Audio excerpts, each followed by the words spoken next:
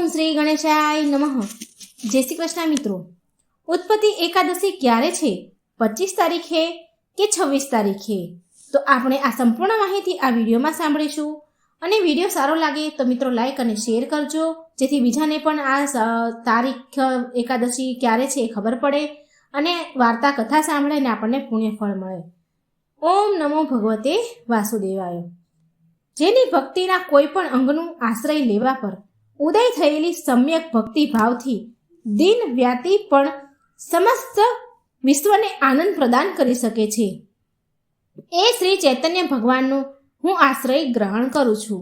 પરમ ભગવાન શ્રી કૃષ્ણના આશ્રય ગ્રહણ કરવા માટે આપણે એકાદશી વ્રતનું પાલન કરવું જોઈએ, કારણ કે એકાદશી દેવી જ આપણને ભગવાન શ્રી કૃષ્ણની શુદ્ધ ભક્તિ પ્રદાન કરી શકે છે। આ કળિયુગના સમયમાં સરળ ઉપાય આ જ છે કે હરે કૃષ્ણ મહામંત્રનો વધારેમાં વધારે જાપ કરવો અને શ્રીમદ ભગવત ગીતા અને અન્ય ધર્મ ગ્રંથો વાંચવા અને એકાદશી વ્રતનું પાલન કરવું। આનાથી આપણા આધ્યાત્મિક જીવનમાં પ્રગતિ થઈ શકે છે। અને આવી જ એક પરમ મંગલકારી એકાદશી છે ઉત્પત્તિ એકાદશી, જે દિવસે એકાદશી દેવીનો સ્વયં પ્રાદુર્ભાવ થયો હતો। તો ચાલો આપણે જોઈએ કે એકાદશીની તિથિ ક્યારે છે અને પારણાનો સમય શું છે, એકાદશીનું મહાત્મય શું છે, કારણ કે આ એકાદશી આખા વર્ષની એકાદશીમાંથી ઉત્તમ એકાદશી છે, કારણ કે આજે એકાદશી મૈયાનો જન્મ થયો હતો ભગવાન શ્રી નારાયણના શરીરમાંથી। એટલા માટે આ એકાદશીને ઉત્પત્તિ એકાદશી કહેવાય છે। આ એકાદશીની સંપૂર્ણ જાણકારી આપણે સાંભળીએ। ઓમ નારાયણ વિદ્મહે વાસુદેવાય ધીમહિ તન્નો વિષ્ણુ પ્રચોદયાત। બોલો ભગવાન લક્ષ્મીપતિ નારાયણની જય।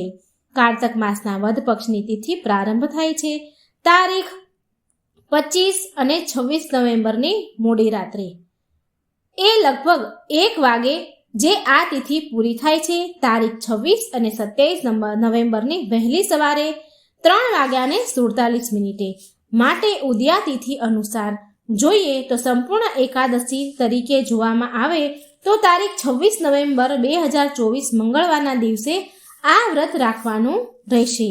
26 તારીખે એકાદશીનું વ્રત કરવાનું છે। હવે જાણી લઈએ કે આ એકાદશીના પારણા ક્યારે કરવાના છે। તો તારીખ 27 નવેમ્બર 2024ના દિવસે બપોરના લગભગ 1 થી 3ની વચ્ચે પારણા કરી લેવાના રહેશે।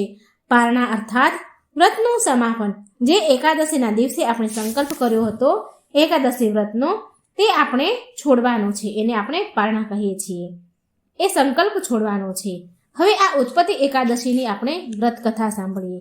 તો આ એકાદશી કેવી રીતે ઉત્પન્ન થઈ અને આ આટલી પવિત્ર કેમ મનાય છે, ચાલો જાણીએ। ભગવાન શ્રી કૃષ્ણ યુધિષ્ઠિર મહારાજને એકાદશીની કથા સંભળાવી રહ્યા છે।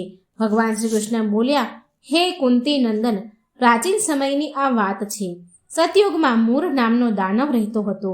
તે બહુ અદ્ભુત, અત્યંત રૌદ્ર અને સંપૂર્ણ દેવતાઓ માટે ભયંકર હતો। એ કાળ રૂપધારી દુરાત્મા મહાઅસુરે ઇન્દ્રને પણ પરાજિત કરી દીધા હતા। સંપૂર્ણ દેવતા એનાથી પરાજિત થઈને નીકાળી દેવામાં આવ્યા હતા સ્વર્ગલોકમાંથી, અને ભયભીત થઈને દેવતાઓ પૃથ્વી પર વિચરણ કરવા લાગ્યા। એક દિવસ બધા જ દેવતાઓ મહાદેવ પાસે ગયા। ત્યાં ઇન્દ્રદેવ ભગવાન શિવને તેમનો હાલ કહી સંભળાવી રહ્યા છે કે હે મહાદેવ, બધા જ દેવતાઓને સ્વર્ગમાંથી કાઢી મૂકવામાં આવ્યા છે અને પૃથ્વી પર વિચરણ કરી રહ્યા છે। મનુષ્યોની વચ્ચે રહેવાનું દેવતાઓને શોભા નથી આપતું। હે મહાદેવ, કોઈ ઉપાય બતાવો। દેવતાઓ કોના સહારો લે પ્રભુ?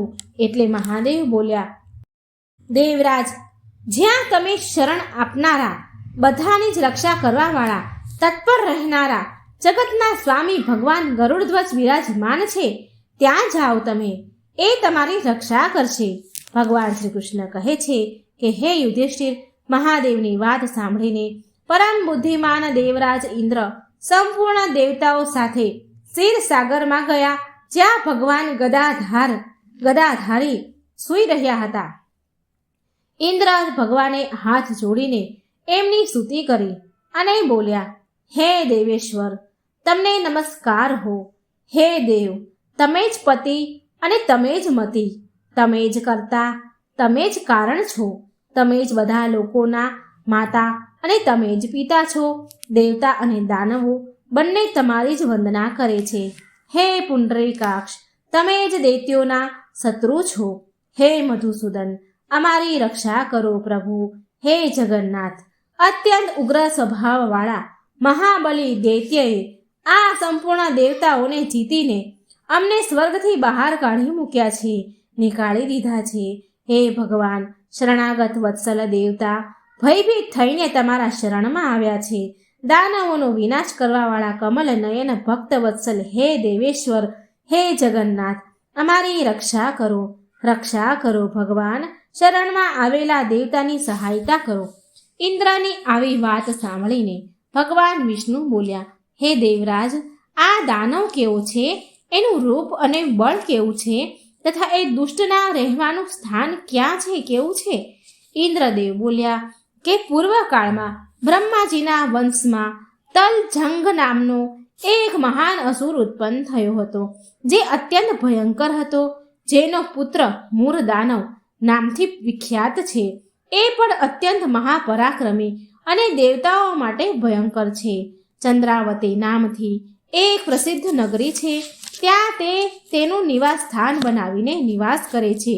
એ દૈત્ય સમસ્ત દેવતાઓને પરાજિત કરીને સ્વર્ગલોકમાંથી બહાર કરી દીધા છે. અમને તેને એક બીજા ઇન્દ્રને સ્વર્ગના સિંહાસન બેસાડી દીધા છે.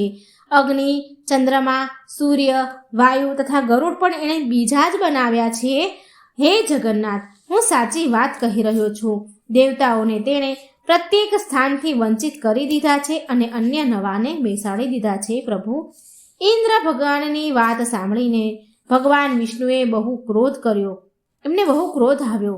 તેમણે દેવતાઓને સાથે લઈને ચંદ્રાવતી નગરીમાં પ્રવેશ કર્યો. શ્રી હરિએ ભગવાન ગદાધરે જોયું કે દૈત્યરાજ વારંવાર ગર્જના કરી રહ્યો છે અને એનાથી પરાજિત થઈને સંપૂર્ણ દેવતા દશેય દિશામાં ભાગી રહ્યા છે. હવે એ દાનવ ભગવાન વિષ્ણુને જોયું અને બોલ્યો. એ દાનવ ભગવાન સામે જોઈને કહે છે કે ઊભો રહે, ઊભો રહે. એની આવી લલકાર સાંભળીને ભગવાનના નેત્ર ક્રોધથી લાલ ઘૂમ થઈ ગયા. ભગવાન શ્રી હરિ બોલ્યા કે અરે દુરાચારી દાનવ, મારી આ ભુજાઓને તો તું જો. આમ કહી ભગવાન વિષ્ણુએ એમના દિવ્ય બાણો સામે આવેલા દુષ્ટ દાનવોને મારવાનું આરંભ કરી દીધું. દાનવો ભયથી ધ્રુજી ઉઠ્યા. હે પાંડુનંદન, ભગવાન શ્રી કૃષ્ણ કહે છે, ત્યાર પછી વિષ્ણુ ભગવાને દૈત્ય સેના ઉપર ચક્રથી પ્રહાર કર્યા. તેનાથી છિન્ન ભિન્ન થઈને સેંકડો યોદ્ધાઓ મોતના મોઢામાં ચાલ્યા ગયા. પછી ભગવાન મધુસૂદન બદ્રિકા સદન ચાલ્યા ગયા. ત્યાં સિંધાવતી નામની ગુફા હતી, જે 12 યોજન લાંબી હતી. હે પાંડુનંદન, એ ગુફામાં એક જ દરવાજો હતો. ભગવાન વિષ્ણુ એમાં સૂઈ ગયા. પછી દાનવ મૂર તો ભગવાનને મારી નાખવાની મનસાથી તેની પાછળ લાગ્યો જ હતો અને અંતમાં એણે પણ એ જ ગુફામાં પ્રવેશ કર્યો જ્યાં ભગવાન સૂતા હતા. ત્યાં ભગવાનને સૂતેલા જોઈને એ દાનવ આનંદમાં આવી ગયો. એણે વિચાર્યું કે આ દાનવોમાં ભય ઉત્પન્ન કરનાર, ભય આપનાર દેવતા છે, માટે નિસંદેહ આને હું મારી નાખીશ.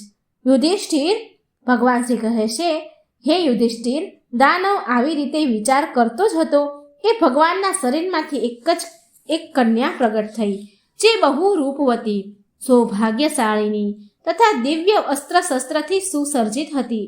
એ ભગવાનના તેજના અંશથી ઉત્પન્ન થઈ હતી. એનું બળ અને પરાક્રમ મહાન હતું.